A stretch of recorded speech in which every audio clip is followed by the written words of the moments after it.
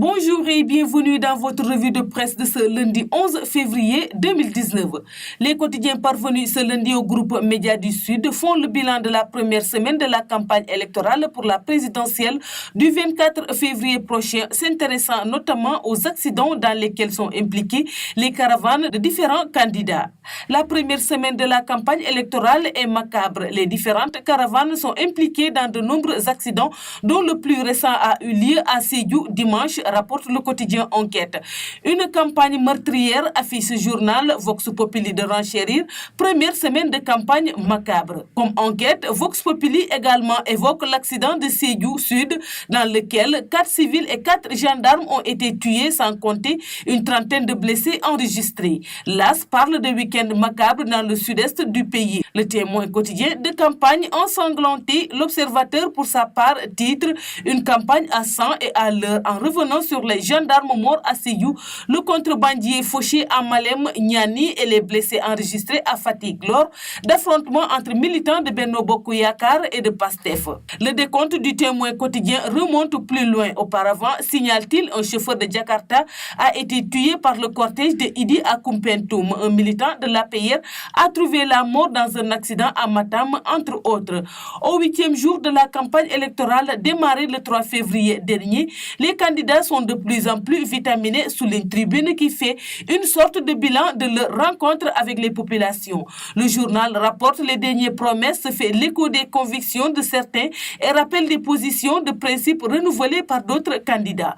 Pour le reste, l'entrevue entre le candidat de la coalition Sonko président et l'ancien président Maître Abdoulaye Wade compte parmi les sujets sur lesquels les quotidiens reviennent le plus. Même sans la candidature à la présidentielle du PDS dont il est encore le secrétaire général, Maître Abdoulaye Wade est en train de dessiner l'agenda de la campagne, fait observer le journal au sujet de la rencontre de ce dernier avec Ousmane Sonko.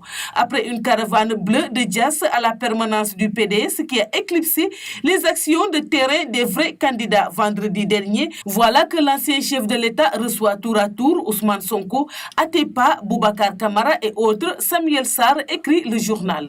Il ajoute et il se susurre qu'il serait en partance pour Rebeuss pour voir Khalifa Sall alors que Madické Niang s'engage à aller à sa rencontre dès son retour à Dakar. D'où les questions du journal sur ce que mijote l'ancien président qui au demeurant cultive le flou. Il y a cependant que critiques affirment que le vétéran de la classe politique sénégalaise snobe le Benjamin néo-opposant. Direct Info de s'étonner de cette rencontre entre le candidat de l'antisystème et le pape du système. Ousmane Sonko court dans tous les sens et n'hésite pas à se lier au symbole d'un système qu'il combat. Ses accointances avec Wade entrent dans ce qu'il convient d'appeler les paradoxes d'une démarche. Mais au Sénégal, la politique a sa dynamique propre et résiste aux serments les plus mirobolants, fussent-ils ceux d'un antisystème, écrit Direct Info. Mystère autour de 2 audiences entre Maître Wade et Samuel Sarr indique également Libération. L'ex-chef de l'État et le soutien du candidat Macky Sall se sont rencontrés samedi et dimanche, rapporte le journal.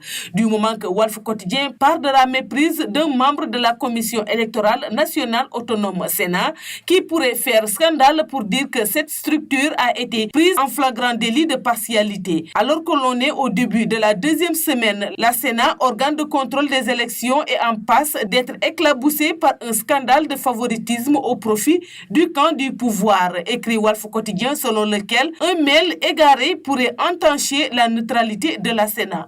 Dans le même temps, rapporte le journal Le Quotidien, une bonne partie de l'opposition a rencontré l'ancien président Maître Wade pour dégager les stratégies à adopter pour empêcher la tenue de l'élection et la contestation des résultats. Abdoul Mbaye a été le plus radical en proposant un appel à la violence. C'est tout pour la revue de presse parvenue à la rédaction du groupe Média du Sud. Merci de nous avoir écoutés. Quant à moi, je vous donne rendez-vous demain. Au revoir.